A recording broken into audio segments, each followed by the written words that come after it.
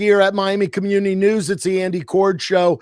And we're getting ready for the holidays, and some incredible stuff has occurred over the weekend for businesses throughout America, for individuals suffering from unemployment or perhaps unable to pay their rent or mortgage. And I, some time ago on my radio show, I was able to interview Danielle Brian. And Danielle is the executive director and founder of the Project on Government Oversight, POGO. And it was a riveting interview when I had her on my radio show, because she was sort of telling us about what their organization does and some of the things that they've, unearthed over the years, and specific to the first round of the CARES Act, which we've all been very eager to have another round of government funding for people that have been suffering through this horrific pandemic. Danielle, thanks so much for coming on with me on the Andy Korge Show here at Miami Community News. How are you? Thanks for having me back, Andy. I'm really glad to be here. Thank you. Thank you. So, Danielle, let's get started with just your organization and just talk a little bit about the Project on Government Oversight.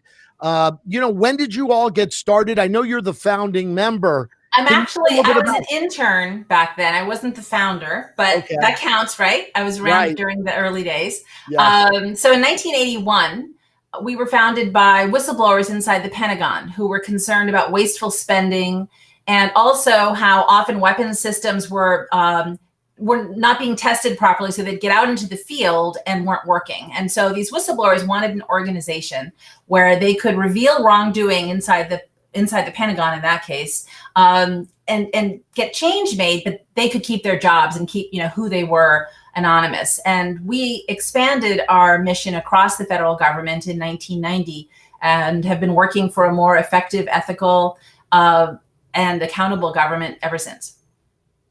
And before we start talking about the next round of support given out by the government, with this COVID pandemic we're dealing with, tell us could you have any stories, just a couple quick stories? Tell us some of the things that you all in your organization have unearthed over the years, perhaps.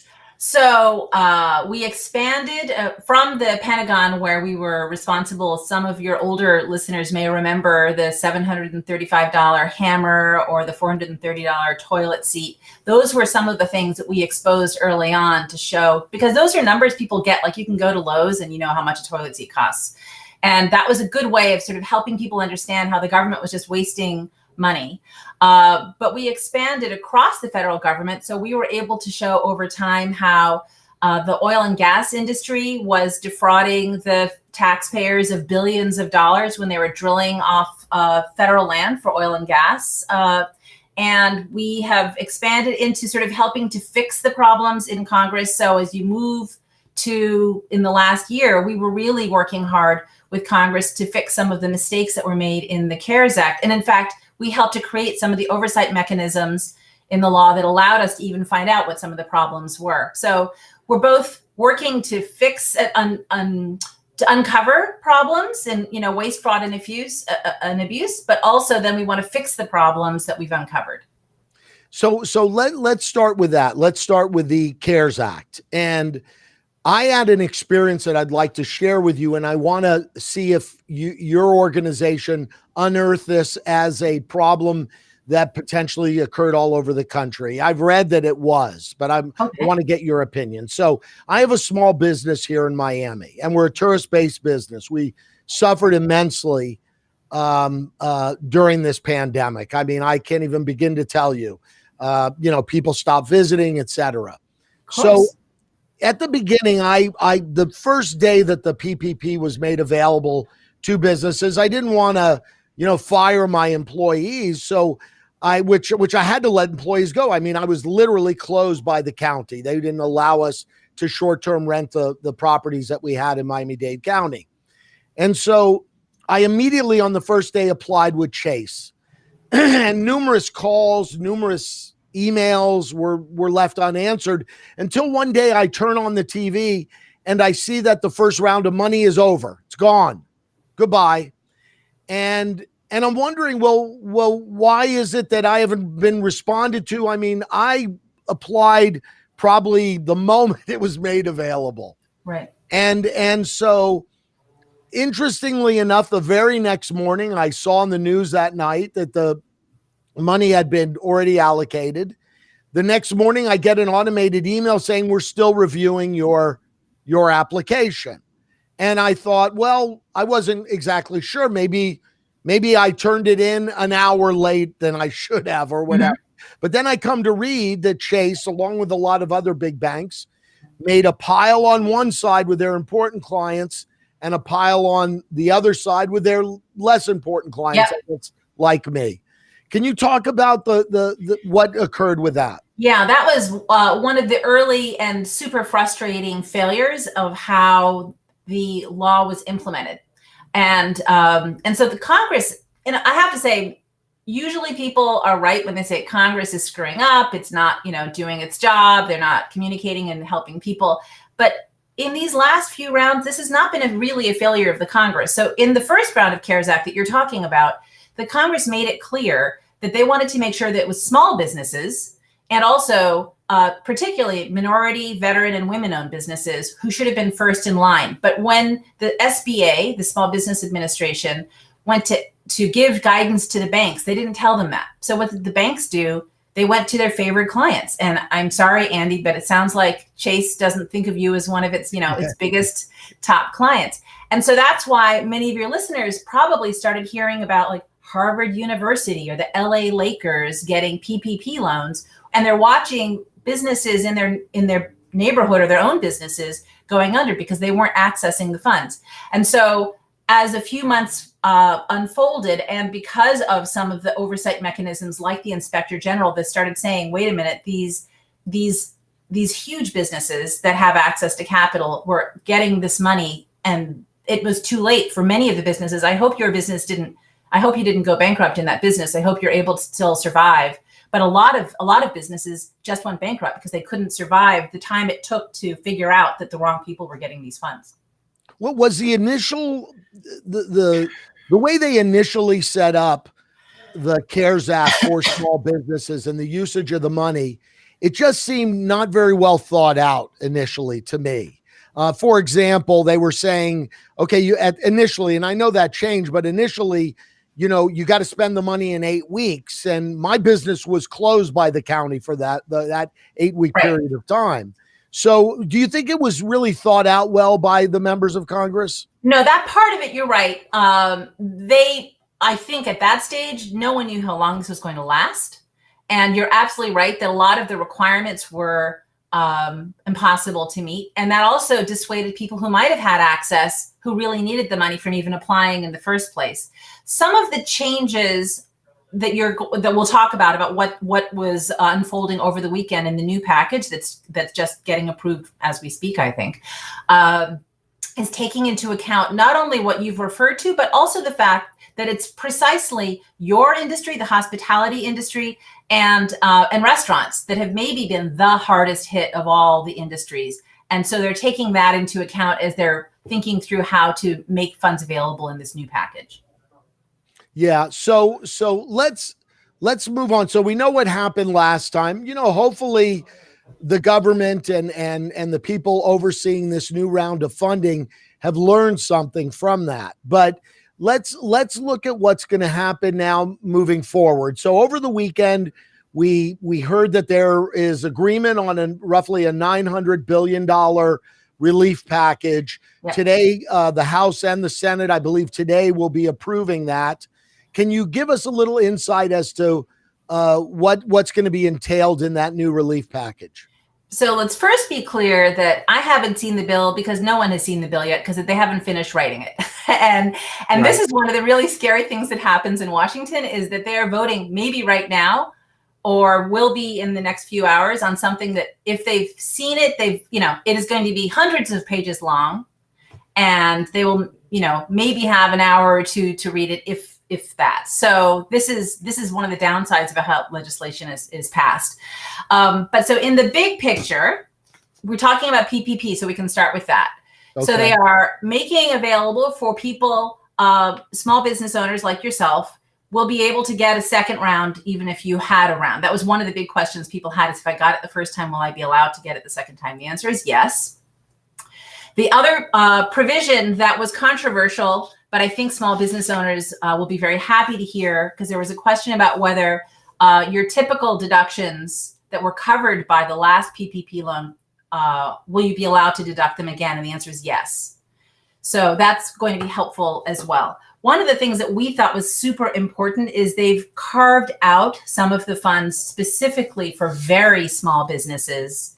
And they're created a pot of funds for what are for not the big banks, but the much smaller banks that are called community development financial institutions or minority deposit institutions. So that's an example where they were learning from the mistakes that they had made before. But also what I think is really helpful is they are, even for the regular PPP loans, it is theoretically supposed to be limited to those businesses that have fewer than 300 employees, which is really important because, as we were talking about, there were no limits on how many employees a business could have before and still call itself a small business, which was, pretty crazy, right? So that's PPP for now. It should be getting available very soon, because now the banks, and we've gone through this before, so the systems should be simpler and faster for people to apply. So I don't know if you have any more questions on that, and then some of your listeners probably want to know about the individual. The next is the individual. So what I've read is, as far as unemployment, that is going down from 600 a week federal unemployment to 300 a week. Can you expand on what else is entailed with the unemployment benefits? So that's going to be extended until March. So as you know, there's going to be a new president by then. So who knows what will be happening. So anything that's essentially extended past the end of January means we're now punting it down to the next administration to see how things are. And of course, there's a huge question about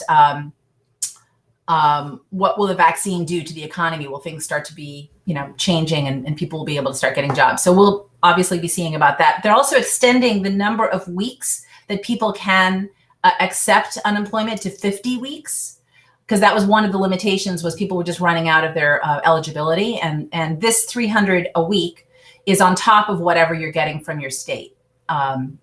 So I think that that's important. That's one of the things that has most impacted people. I think that's super important. They also are extending for the gig economy. The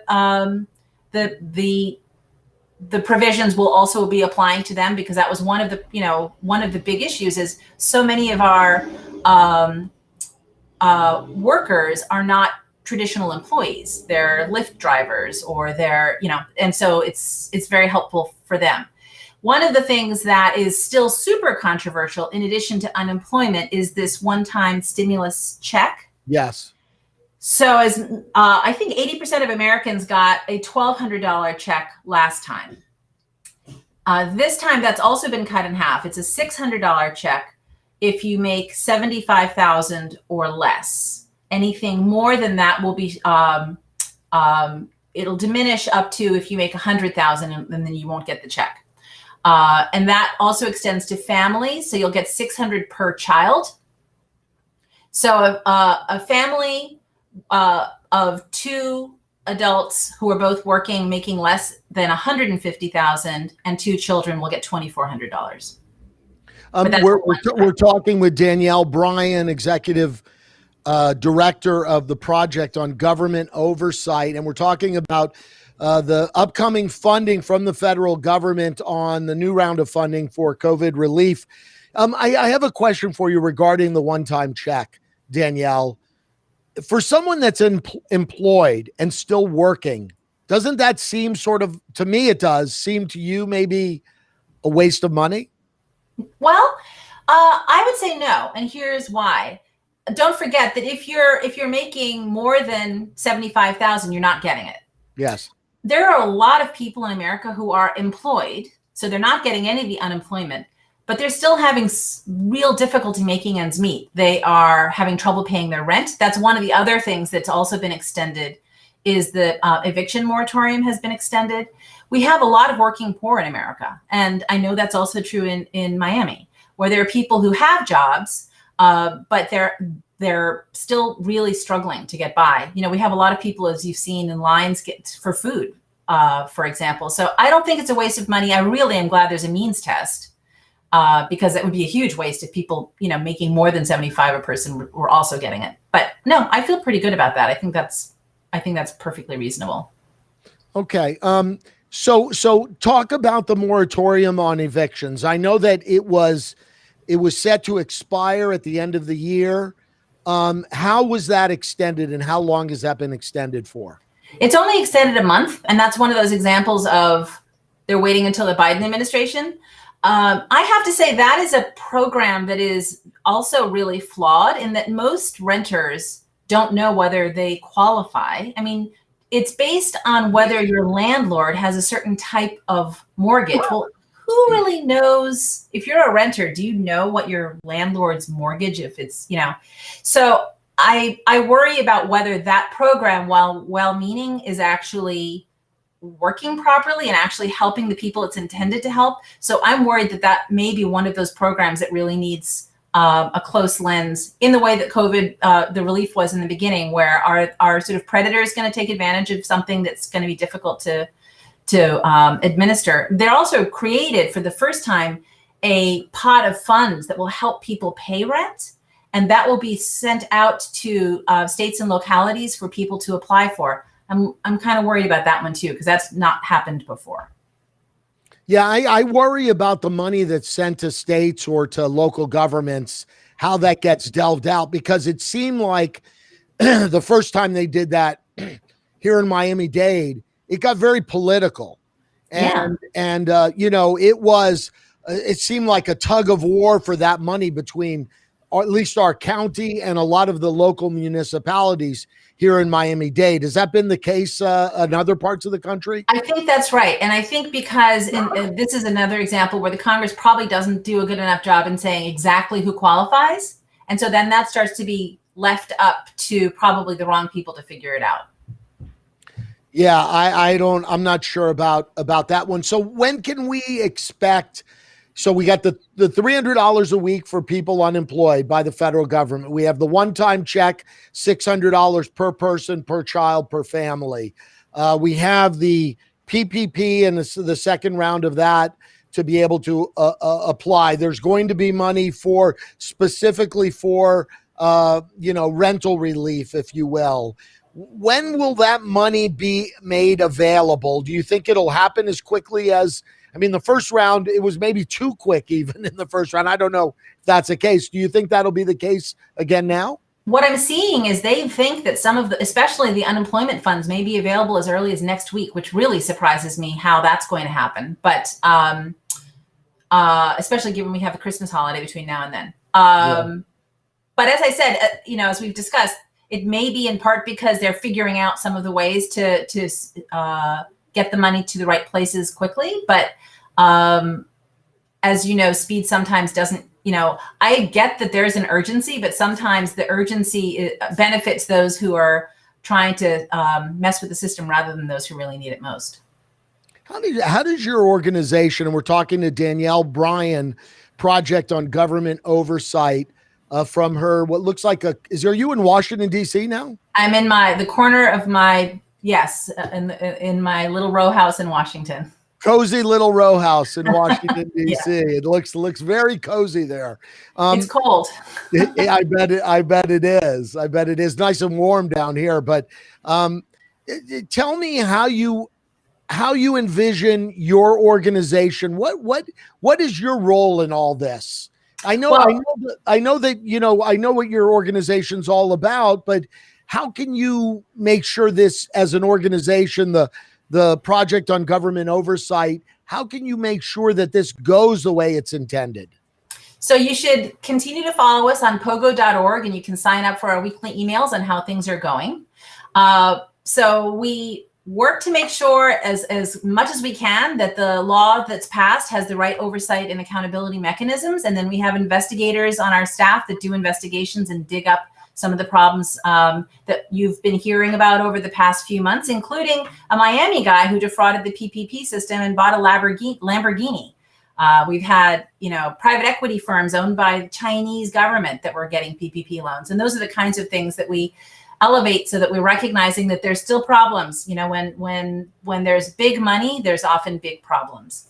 Yeah. And so your organization's really there to sort of shed to light some of these misgivings, if you will. I know that in the first round, we were reading in the newspapers and seeing in the media, organizations like the Los Angeles Lakers that had been approved, or Fisher Island here in Miami, the Homeowners Association at Fisher Island. I think subsequently those two organizations return that money.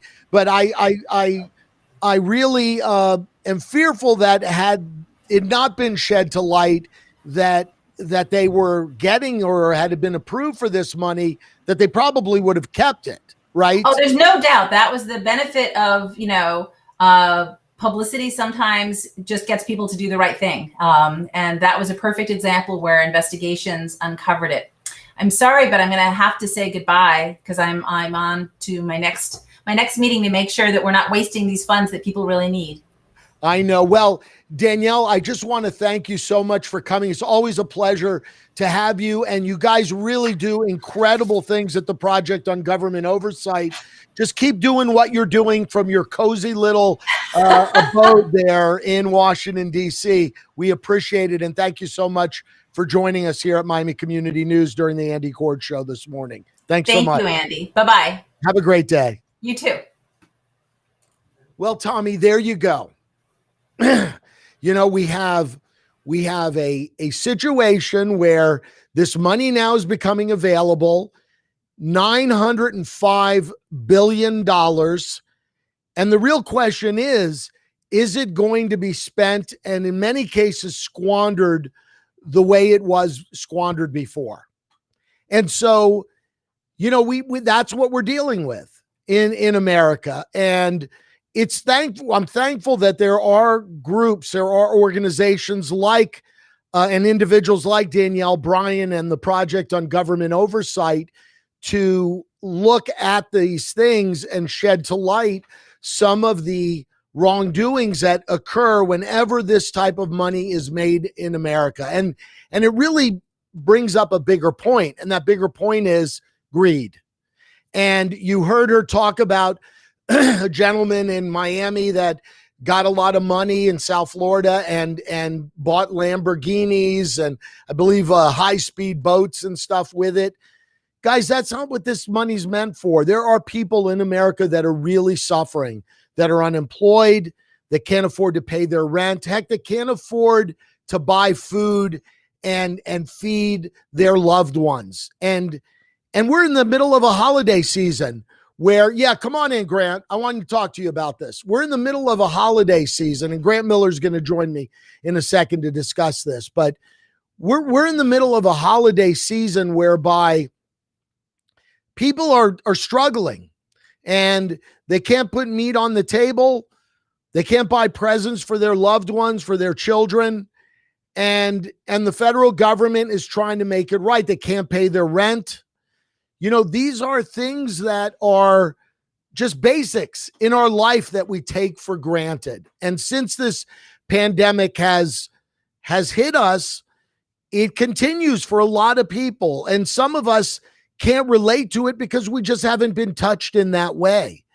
And so, but we got to be mindful of that. We've got to be mindful that we're all in this together, that maybe we're not, maybe you're still employed. Maybe you are still, somebody that has been fortunate enough to not be affected in this manner, but there's others that have. Take this seriously and do the right thing.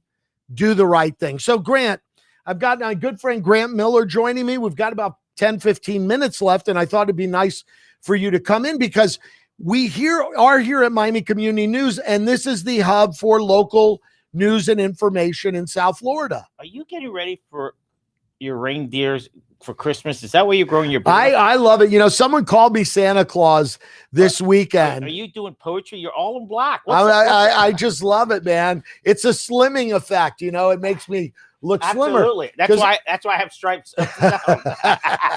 As we know, the TV tends to put some weight onto you. So that's an excuse. But you know, I'd love to have you in to talk a few local stories, because this is Miami Community News, and this is really your chops are made, Grant Miller, on local news and information, which is hard to get in the digital world. It is.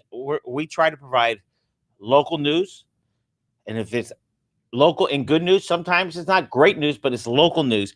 And there's so much things are going on in Dade County that it's mind-boggling. The new mayor just took over. She's doing a national search for what? Did you talk about that yet? We haven't talked about any of that. Well, I know it's for a new transit director, right? Right. Alice Bravo has resigned as our transit director. Well, she got a new job. She got a private sector. Okay. I don't know with who yet, but she'll do a great job. Whatever she goes, she'll do a great job. And Danielle needs to bring in her team. And is there any more important position? I mean, listen, I understand we're in the middle of a pandemic, and that has been kind of the focus of our county, and rightfully so. But when we get out of this, we're going to be talking a lot, probably right here on this show and here at Miami Community News. We're going to be talking a lot about transportation, because it is an issue in South Florida that will continue to get worse and worse. I love to use the word transportation, not traffic. Right. Because it is a transportation issue, not a traffic issue. It's transportation. Wherever there's traffic, there's transportation issues. So if we use that word transportation, it's a bigger picture, because people don't want people driving, having traffic on the roads, right, on their street. But we have to look at the bigger picture. You know, well, it used to be called Brightline. What's it called now? The ones that goes to Palm Beach. I thought it was still Brightline. Brightline, and then the Metro Rail is supposed to go all the way to South Dade or to Homestead. But isn't transportation, Grant Miller? Isn't that isn't development a byproduct of that? And let me tell you why. I'd say that we have a metro line along Dade County that goes from downtown, right, up into Hialeah, right, correct. And all the way down to Dadeland. And there are parcels, and you see some of it developed in the city of Miami, Coral Gables. You see parcels being developed near Metro Rail stations. But then you see other areas where there is no development, like South Miami, where your office is. They're now redoing the Metro Rail in South Miami. Right, which was a byproduct of the county. That is They're correct. Building over it. What I understand is student housing. And near where Deal Volvo was, they sold it, and they're going to be building a high rise. But that's at Coral Gables. But don't you think that development along transit hubs will help this transportation issue that we have? The highway will be a little bit busier, but they will go and take the Metro Rail. Now, South Miami, we're in the city of South Miami. They used to have a bus to go around in a circle. It's crazy. It did nothing. A trolley, yeah. Trolley. Now they went to freebie. If you get their app, they'll pick you up from your house, take you to a place in South Miami. That's what we need to do. Keep cars off the road, and better transit. So congratulations to Mayor Phillips with 1L. Okay. 1L. They pushed that through to get that done, and it's important. And transportation is a huge issue down the South. You know, everybody from Homestead, because it's cheaper to build homes in Homestead, but they're still working downtown. Right. The real solution is take $1 billion and build an infrastructure so major businesses will open up in Homestead, and they won't have to travel. We all want to work, live, and play in our own community. We don't want to be spending an hour in the car. Right. Like you spend 5 minutes. Yeah, I spend almost nothing in the car. I come here, I'm a few minutes away. Let's make it perfectly. It's not his car. It's Rebecca, his wife's car. It's Rebecca's.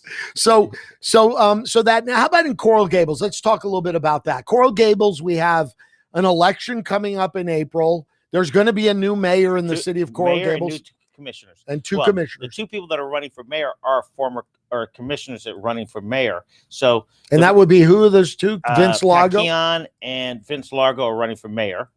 Keon and Vince Lago. Right. So, but that should be a heck of a race. It'll be a big race.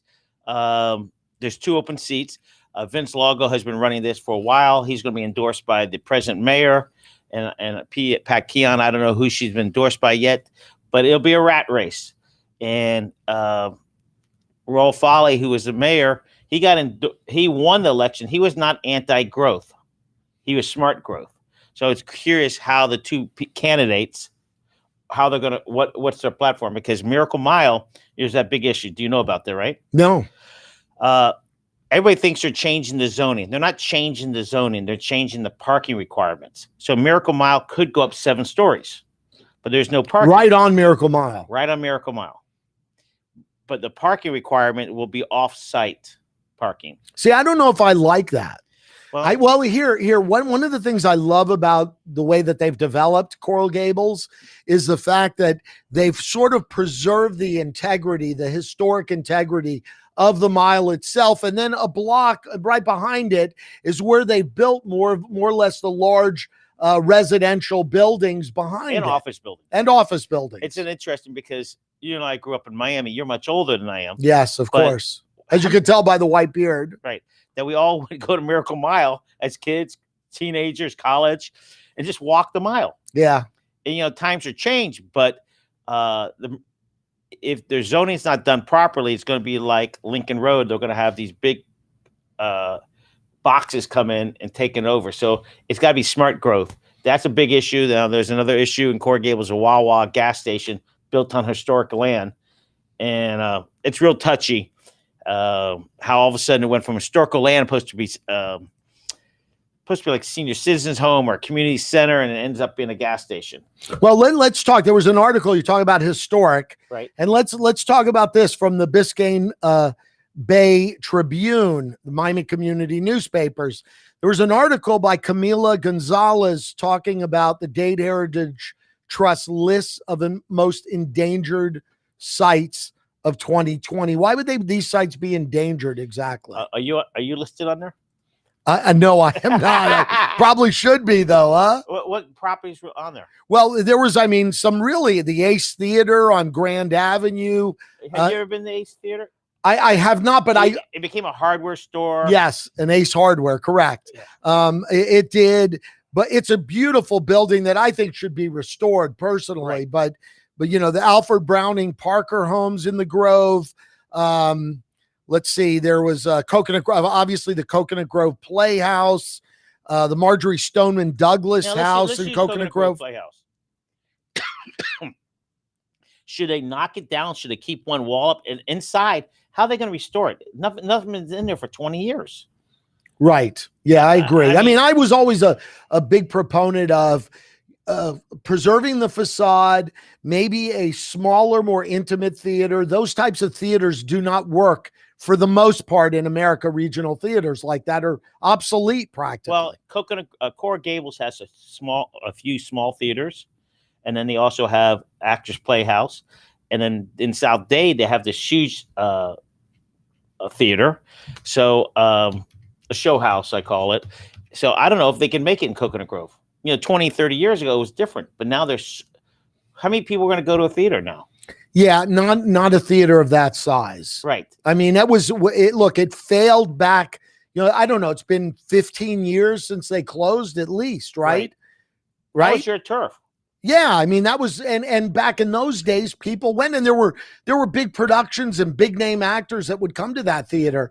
Now, no more. But so, These there's a list of the most endangered sites. Interesting article in the Biscayne Bay Tribune regarding that. Also, right below it, Coconut Grove Art. We're talking Coconut Grove now. Speaking of a historic, not a building, but event, canceled for 2021. Why couldn't they move the dates? I don't know. Great question. Maybe we should. Are the artists on a circuit or something? Yeah, but I think most of these outdoor events have been canceled on that circuit. It's usually, as you know, Grant, I was a former president of the association, Coconut Grove Arts Festival.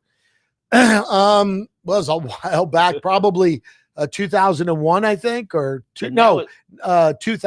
Why don't you get Monty on here the next couple of weeks? I will. I think it would be great to talk to Monty and maybe get another board member. that maybe the president of the association, I think it's. And what happens to the profits from that festival? Well, when I was on the board, and I think that's still maintained today. I'm not 100% sure, but money would go. We would donate a lot of money to art in public places. Like when you drive in Coconut Grove and you along the waterfront Myers Park, you'll see all this art in the park. Right. That was all donated by the Coconut Grove Arts Festival. Spent lots of money doing that. Art in the park. That sailing club, what's it called? Coconut Grove Sailing Club. Yeah. That is an impressive whole place. Yeah, it is. And it's great that it's been preserved there right on the bay between, right on the cusp of Myers Park, right next to Peacock Park. I mean, it's one of the things that makes Coconut Grove so great. And it's a private place, correct? Yes. Yeah. It's impressive because it's old Miami. It really is. It really is. But I think that to answer your question, then there's a lot of scholarships for art students that are given out. The association is run pretty lean and mean, and most of the excess money as a 501c3 is delved out to, for scholarships for New World School of the Arts every year gets a big donation from the Coconut Grove, or at least when I was there. It's a great event for Miami. It is. It brings a lot of tourists to South Florida. As you know, my business and the vacation rental business, we have units right there at the entrance to where the Coconut Grove Arts Festival. Oh my God, our rates go up every year during that weekend. How about that church? That church is brilliant. St. Stephen's. I'm going to put our own art festival on. And they charge less for their space? Yeah, they charge less, and it's free to enter. The Arts Festival, Coconut Grove Arts Festival, at one point when I was on the board, we had to gate it because the expenses just got too high to make it free to the public. So it had to be gated and ticketed in order to preserve that event. But it would be great to have Monty Trainer. Can you get checked? That coffee yours? Man, it's this coffee stuff you have here, but it'd be great to have Monty Trainer and maybe Marshall Steingold, I believe, is the president this year. Marshall's the president? I believe so. Of course it is. They're not having it this year. That's why he's the president. Exactly. Marshall knows pretty smart. He would get out of here, work. Why don't you talk about, there's this thing about Mark. Speak about Mark. Well, I don't know much about it. You talk about it. I guess shop all season long in Coral Gables. American Express has his event Shop Small Saturday. So Mark from Coral Gables Chambers, Mark Trowbridge of Coral Gables, let's just don't make it a Saturday. Let's shop small all season. And we all got it. There's a few more days through the holiday and through the new year. If you're going to if you don't want to go in the stores and you're going to go on the internet, try to buy from a local store. Remember, any money that you spend that's not owned by a local business owner in Miami or Dade County or Florida, their profits goes elsewhere. So like when you go to Starbucks, everybody loves Starbucks. Their profit goes to Washington, not stays in the state of Florida. So Coral Gables Chamber is doing a great job. FP&L, speak about big companies, donated $1 million for student laptops this year. And it happens to be for colleges throughout Florida. So, I'm glad you covered that because all we ever hear is bad things about FP&L. And we are, in the past, if FP&L didn't do a good job, we reported it. So hats off to FP&L stepping up the plate and making a difference. Let me ask you one other thing I just want to ask you about. You had this article in the South Miami News about banning ex-politicians from lobbying for 12 years. Yes. Talk about that a little bit. Why do you think that? If you're a state rep, the rule was they made it pass for 2 years and 6 years. It's ridiculous because what happens is as soon as a state rep or state senator wins or loses or term limit out, they go work for a lobbying firm. They can't lobby the state, but their people in their office can. It is just wrong because they know the ins and outs and they take total advantage. I know state, not personally, but I do know personally that a state representative just retired and looked for a job. He was going to the lobbying firm, says, you pay me over $200,000. I'll come work for you and I'll tell you how to get into the state office and how to lobby them. It's just unfair practices. Well, but listen, if you're, and I'm just going to be devil's advocate here for a second. If you serve the public as a state rep, state senator, commissioner for the county, whatever, and you served, I mean, these guys don't get paid a lot of money. And then when they get out, I mean, they got to have a job, right? I totally agree with you. But when you look at their numbers, they're making X, Y, you're pretty good. You know, I'm just trying to be. You're right. Your mom taught you right. But look at the numbers. Let's use a county commissioner. Okay. They make X amount after 3 years. Look what they make, what they're showing how much they made over the years. Most of these guys have tripled their net worth just being a county commissioner. How did that happen? I don't know. I've been a big proponent, Grant, of paying these people a real wage. When they become a county commissioner, a state senator, you want good quality people. I don't understand how the county has a budget of $9 billion, and yet the people they asked to make the hard decisions, those 13 people on that dais, the county commissioners and the mayor, make almost nothing. Well, the mayor has a decent living now. Okay. But the county commission, right. So here you have a $9 billion budget. And they make pennies. And they make pennies. And these are the people making those big decisions. And this opens the door for them to make mistakes, financial mistakes, and not make decisions best for their community. Plus, it makes you wonder what you're saying, which is said it. Right. No, but it makes you wonder how these guys get into office now, and all of a sudden their net worth goes up. Well, how does that occur exactly? Their own business they work at, they're making $50,000 or $100,000, and after 4 years, their net worth has tripled. But doesn't it make more sense if Grant Miller runs for county commission and you win? Shouldn't we be paying you a couple $100,000 a year and say, hey, you can't be employed while you're a county commissioner? That's what happened with the city of Miami. Starting the next mayor. The next mayor gets a salary, but next mayor cannot have outside work. City of Miami, and I think that's absolutely correct. I think if you're going to be in charge, you shouldn't have outside employment. Right. And again, the county commission, the county is a $9 billion budget. I mean, I think they could afford that budget. Within that budget, could afford to pay the county commissioners that are making these decisions that affect our life every day a real living wage, and tell them, look, we want all your attention on being a county commissioner. When you're president, are you allowed to do books and all that as a president? I don't believe so. No, but after you can. Of course. Yeah. Of course. So, yeah, speaking about that, you're President Obama. He sure increased his net worth real quick. They all do. I mean, they all do after, but Obama needed to because he wasn't a rich man when he was done. That touche. I mean, he wasn't a Bush or he wasn't a Kennedy or whatever, right? Or a Trump. Or Trump for that matter we don't know how much money Trump really has, I guess. Nobody knows. No one really knows for sure. But hey, this is what we're all about here in the morning, 9 a.m. here on the Andy Korge Show, Miami Community News. And this is what Miami Community News is all about, bringing you these local stories, that you're not going to get anywhere else in South Florida. Local news, hyper local news for communities in places like South Miami, Pinecrest, Aventura, Doral, Coral Gables, Biscayne Bay, all those areas. Look for it in your local stores. It's all over. I mean, everywhere I go. How do you get it? How do you get your publication everywhere? A lot of delivery people. But FYI. Yes. Today is what date? The 20th? 21st. 21st. Yeah, 3 more days. If you need a Santa Claus, you can hire Andy Korge. He loves to be Santa Claus, right? Well, I need the beard to grow a little longer. But Santa Claus beard grows real quick on the 23rd. Oh, it does? Okay, yeah. Well, we'll see if that occurs with me. I think I need a little more hair here too, but I'm working on it. Or if you need Andy to read poetry to you. or poetry. I'm ready. A little guitar that I can strum and everything. Right. That'd be nice. There's so much local stuff going on.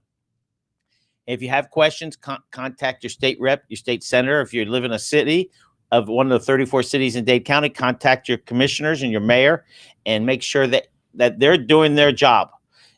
That's the most important thing. Make sure that the city or county that you live in, that they're transparent. It's the most important thing to have transparency within the government.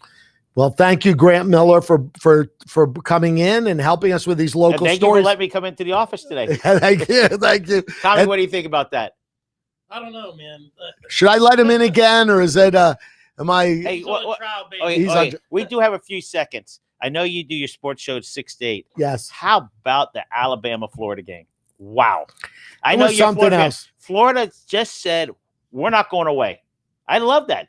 Alabama is a much better team, but Florida says, no. We're going to stick it and stay. And I'm really excited for Florida because they just said, you're not going to, you might beat us, but we're going to compete with you. Oh yeah, they didn't give up. Those Right. kids did. Those kids did not give up. I was proud of the way they performed. I'm obviously a Gator fan. With Tommy in the house, and I know he likes to, bet on a few games here or there.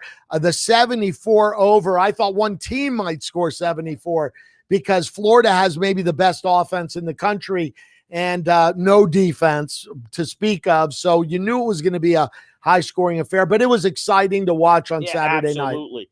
The football and pro football is so exciting now, and I'm jumping to the pros, and so fast.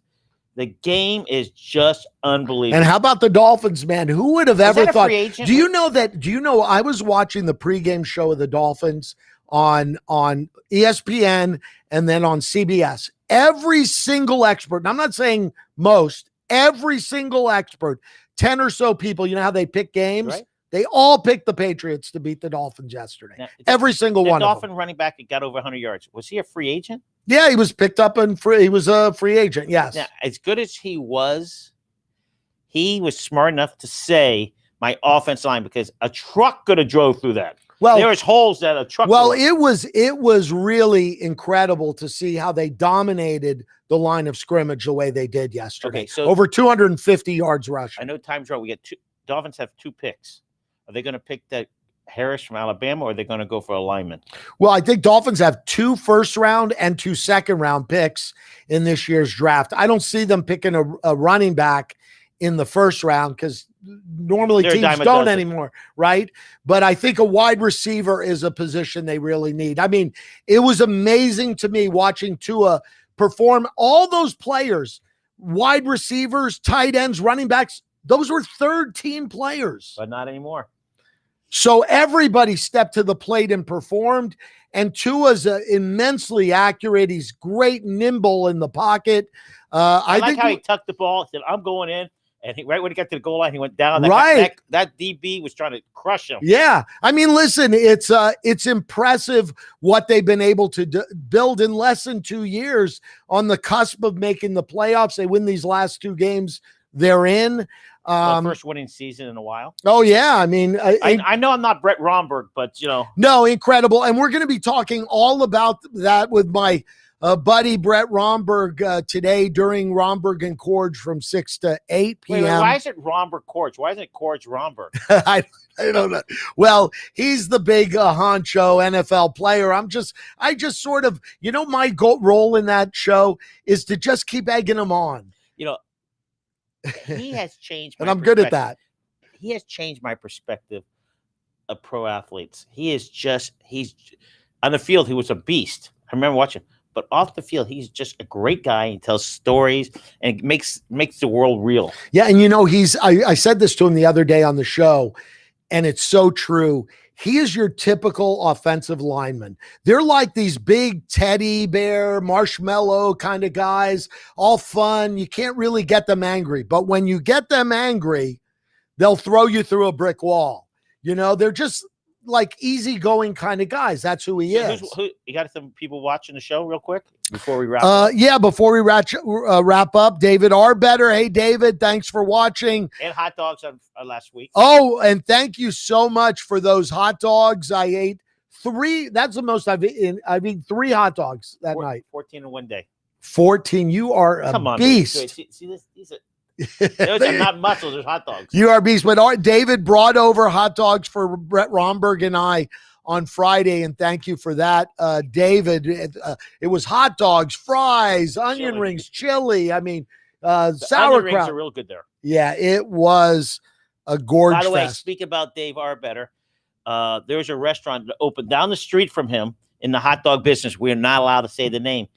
Our Better's hot dog sales are up 20% more, 10% more than last year, and another 10% since that other hot dog place opened. Well, you know why? Yeah. Do you know why that is? Why? Because people are listening to you, Grant Miller, and they're buying local.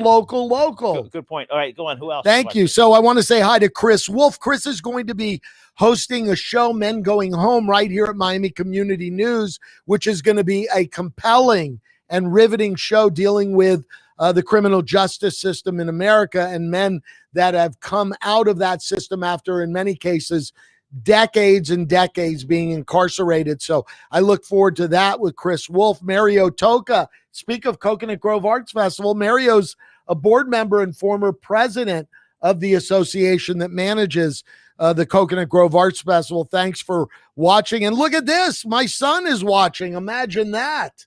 Kevin Korge. He's up already. I know why he's watching. He just texted me. He needs money. He needs money. Don't they always? Which one is this one? Kevin is the youngest that's home from grad school visiting with me from Orlando, where he goes to graduate school. So thanks. You know what graduate school is, don't you? I have no idea. Okay, good. Okay. But so everyone, thanks for watching again. Thanks for joining us. Tomorrow, I'm going to have maybe one of the few Latina Democrats joining me right here on the Andy Korge Show at Miami Community Newspapers. You're going to have to stick around and see. It's no, I'm not going to talk. A few Latina. Where did you come from? What corner do you live? There's not a lot of these Cuban Democrats around. You know, I'm like. Oh, yeah, I know. Yes. Oh, yeah, you don't know.